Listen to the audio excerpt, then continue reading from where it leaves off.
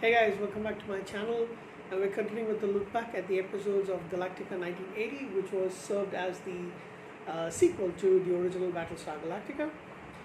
And we're at the Night The Cylons Landed. Now, I believe they also plan to make this kind of like a TV movie because there's a lot happening in it.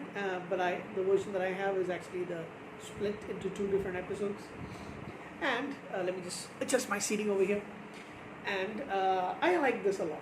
I don't know, a lot of people. I'm in a Facebook group where there's a lot of fans for the original Battlestar Galactica, and most people, I would say a good 70%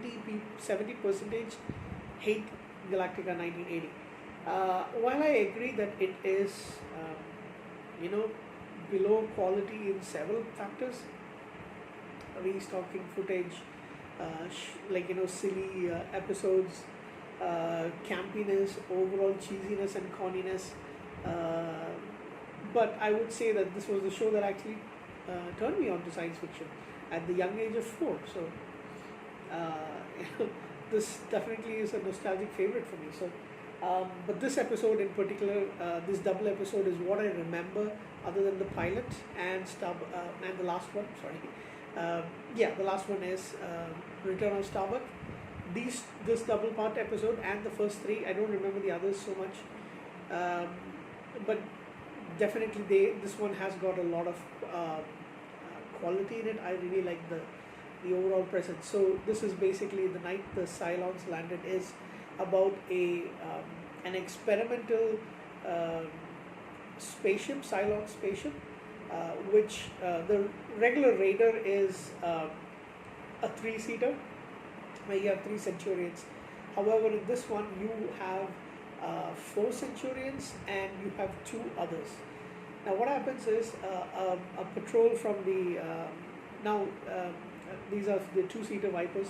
They are patrolled from the Galactica. They are seeing that there is a ship that is on its way to Earth, and they go to investigate, and they find that it's actually a Cylon Raider, but it's much bigger than the Raiders that they've actually seen. When they do a scan, they find that there are 2 humanoid forms inside the Raider, and this causes a big surprise. Cylons are metallic. Cylons are robots, basically. So they know that they need to warn Galactica, and they don't know what else to do. So the pilot decides that he's going to ram the ship. They're looking at they scan the ship and know that they are armed much more powerfully than the Viper, and much more powerfully than regular Raiders. So what they do is they ram their Viper into the into the underbelly of the Raider, thus causing a lot of damage, and then they themselves get damaged, but they manage to make their way back to Galactica. What happens is the Raider is now losing power, and it's going to reach Earth's atmosphere and then drift, and then fall into Earth.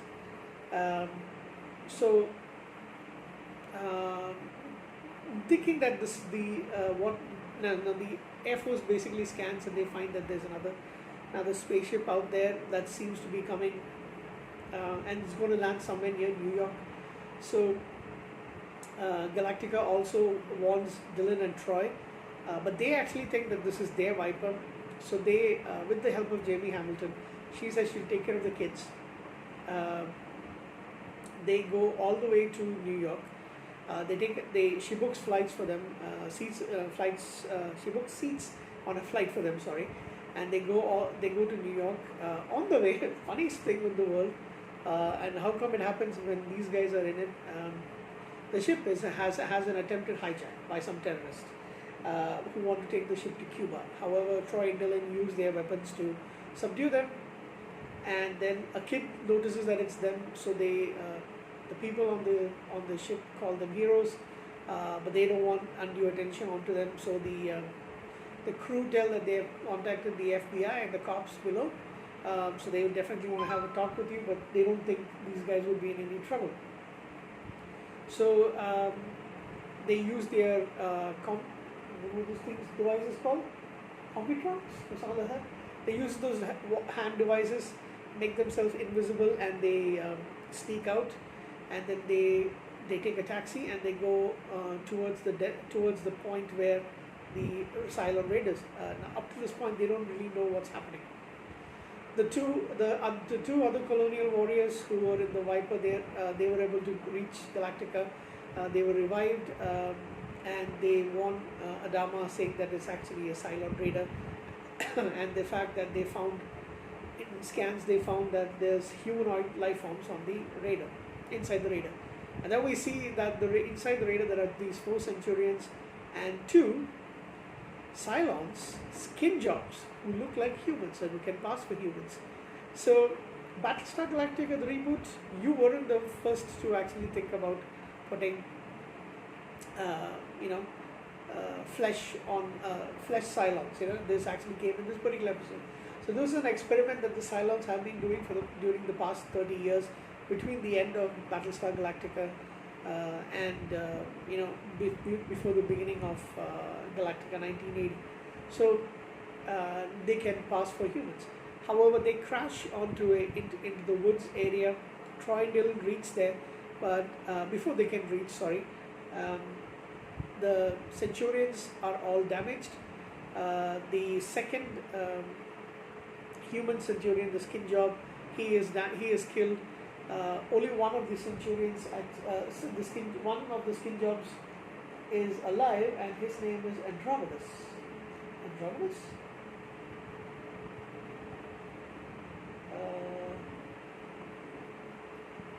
Andromedus, played by Neil Zevnik, and the other guy, I don't know his name.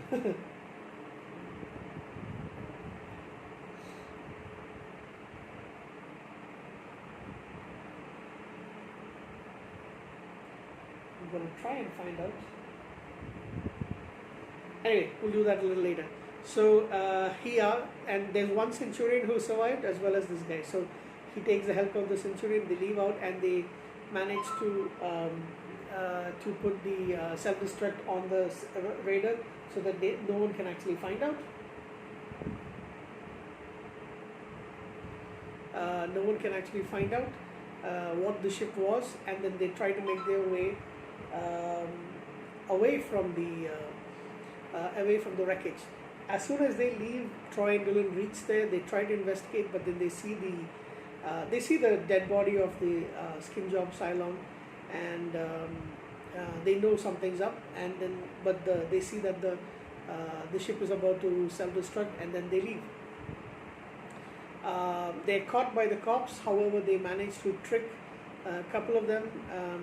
There's a fire engine and all that. During all the havoc, the chaos, they manage to shoot a couple of them, stun them, and then get into the police car, and they make their way over to New York. Because it looks like Andromedus and the others, he calls the Cylon Centurion. They're on their way to try and, because they know that they have reached Earth by accident, but they still have discovered Earth, and that's why it's called the Night The Cylons Landed.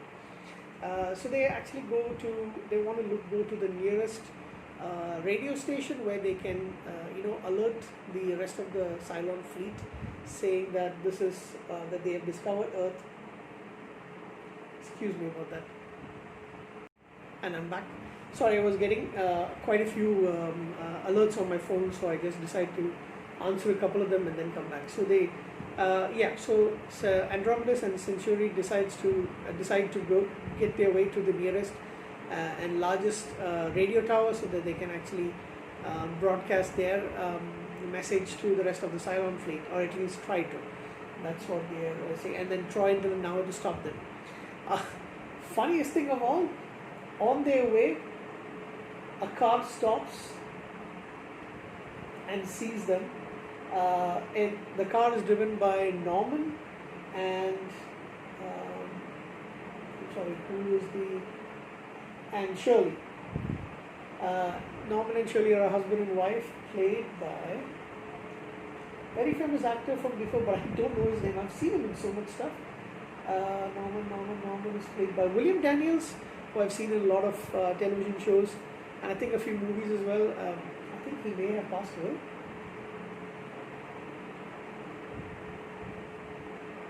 William Daniels. And his wife is played by the lovely Lara Parker, who of course now is in her 80s, but she was gorgeous when she was young. William Daniels is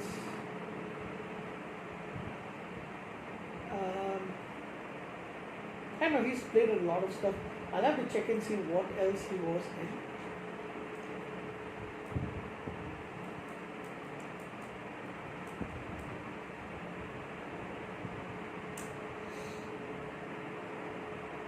Oh, he's still alive. He is 93 years old. He played, he was in Saint Elsewhere, and he played Mr. Feeney in Boy Meets World. I'm not sure if he was the grandfather. Go and have a quick check.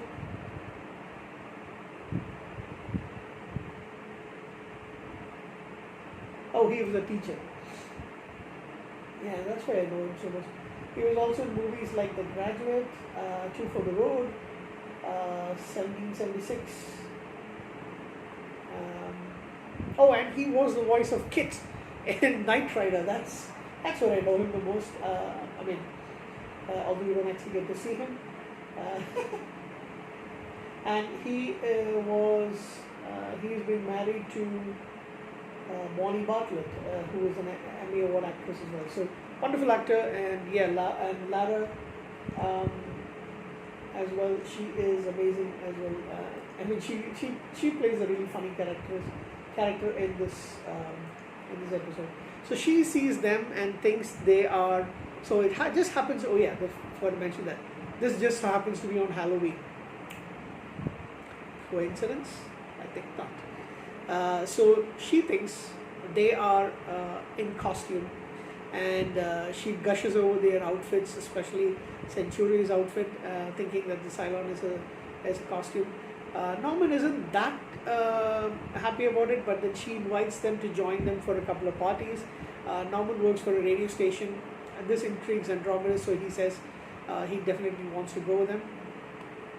They go to the party, and there's this thing about meatballs and all that stuff. They try to question the owner of the station, or the manager, whoever it is, and they also meet Wolfman Jack, who was a radio broadcast DJ. He comes and talks to them. There's a lot of kids. The party is going on, and then Andromedus and Centurion are trying to ask questions when we discover that microwaves can actually affect Cylons. So when they try to heat up some food in the microwave, the Centurion goes wacky and he falls down. So Andromeda destroys the microwave, and then they take Wolfman Jack over to the radio station so that he can show them the place, and they can actually start their broadcast of their location to the rest of the Cylon fleet. Troy and Dylan have to escape from the cops. There is a funny bit about them going through some stage play where there's like some people are dressed in cartoon character outfits, some people are dancing and all that stuff. Again, silly stuff which is more attuned to kids. They reach the apartment. They have to fend off some. They have to fend off some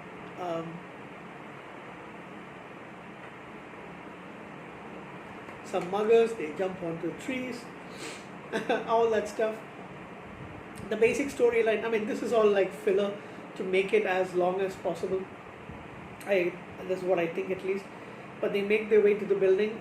However, because of I forgot exactly what happens, but there's a fire.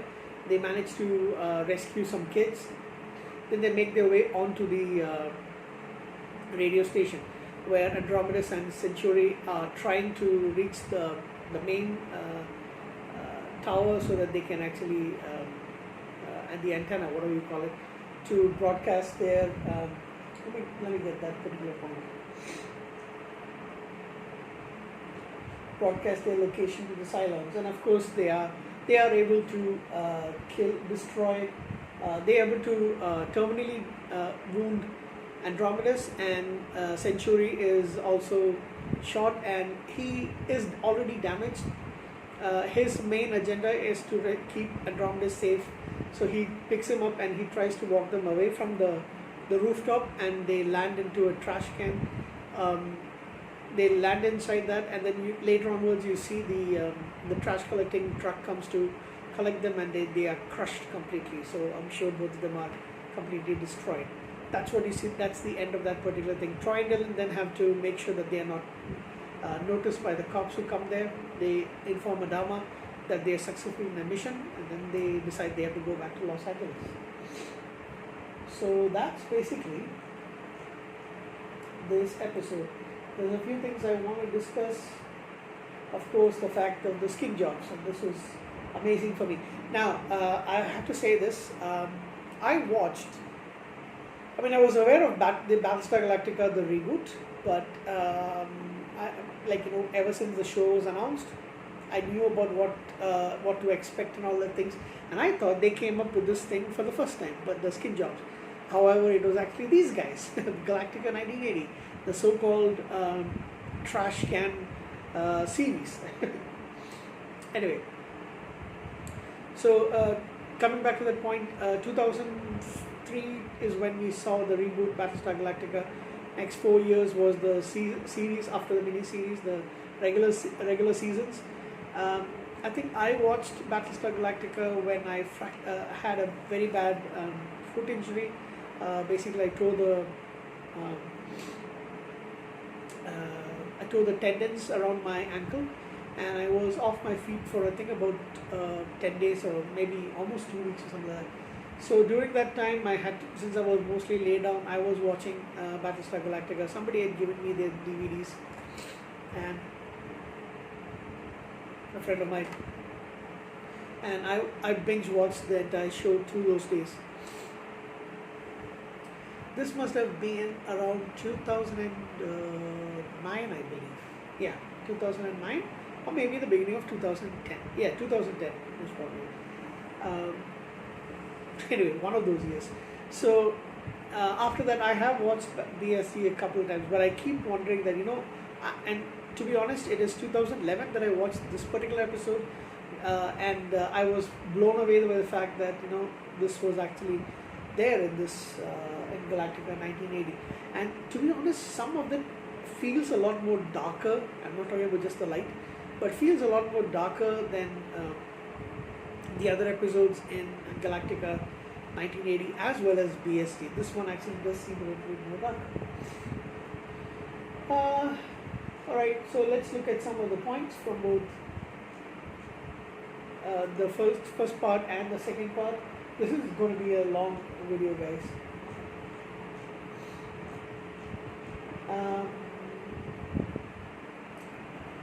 So I didn't really know who Wolfgang Jack was. I mean, I suppose he was pretty famous at the time, but he wasn't famous outside of the United States and maybe Canada. That's it. Okay, so it marks the introduction of the humanoid Cylons, which would become a defining convention in the reimagined series. Unlike the biological version that would appear in 2003, Andromedus is more of an android. I keep saying Andromedus. It's Andromus is more of an android, an automaton that resembles a human. Sheila DeWitt, an actress who played one of the flight attendants, she played Dietra in the BSC episode Lost Planet of the Gods. So it was nice to see her as well. Very pretty woman.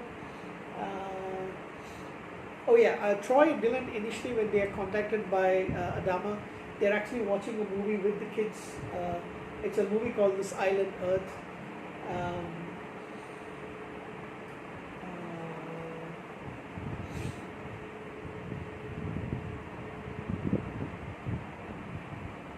And this episode is supposed to be set during October 30 to October 31st of 1980.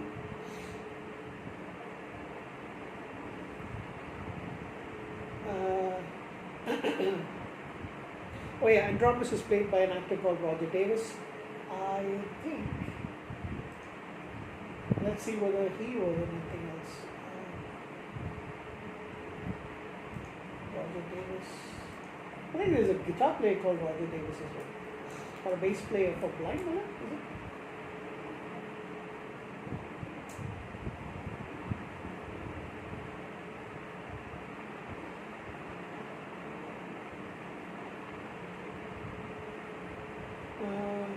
Checking.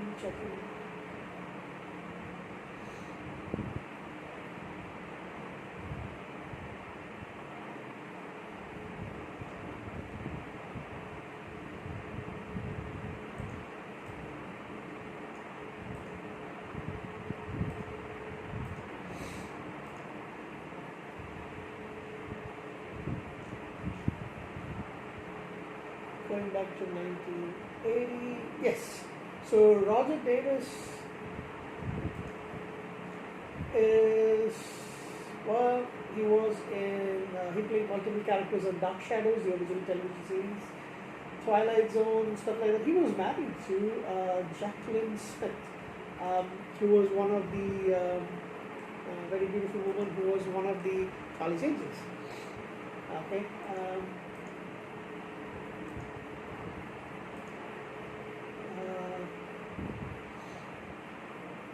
What else? Wolfman Jack. I don't really like the way Wolfman Jack speaks, but I guess he was popular back then.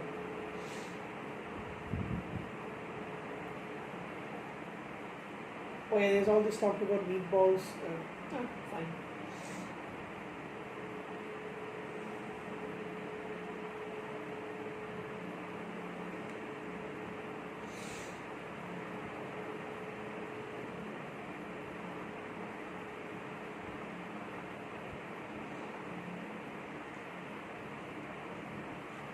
Okay, that's it from episode, the episode number 6, and in the second part, The Night The Cylons Landed, part 2.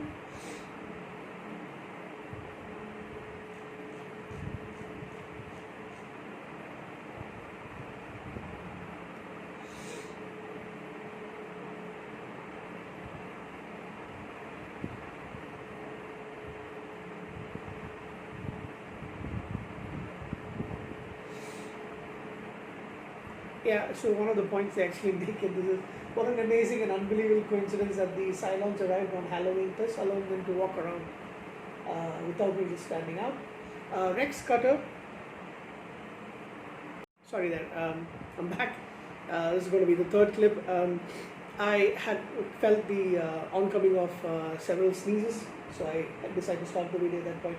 So the actor Rex Cutter, who was who's inside the Cylon suit for as Centurion, he also comes in Return of Starbuck.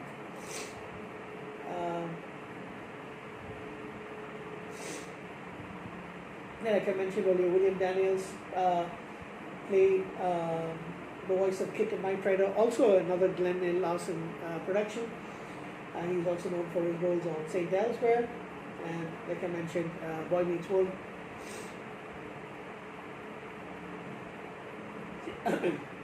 Jamie Hamilton doesn't appear in this episode at all. I think this is the only one, and the last one, Return of Starbuck. So she's only in 8 episodes.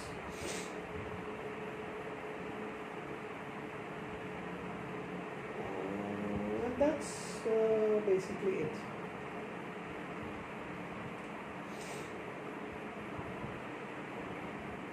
Okay, so that's it. Concluding this particular thing. By no means is it a perfect, show or perfect episodes, but I really like these 2 episodes. They are definitely going to be among my favorites from the entire Battlestar Galactica line. I like the fact that they landed and then Troy and Dylan had to use all their secrecy in wiping them out. They are successful. I just want to check on finally.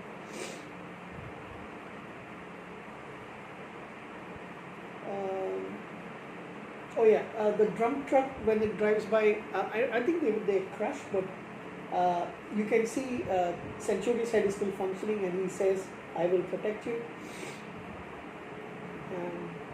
But yeah, that's basically the end of this. I am going to give this double-parter episode an 8 out of 10 because I enjoyed quite a bit.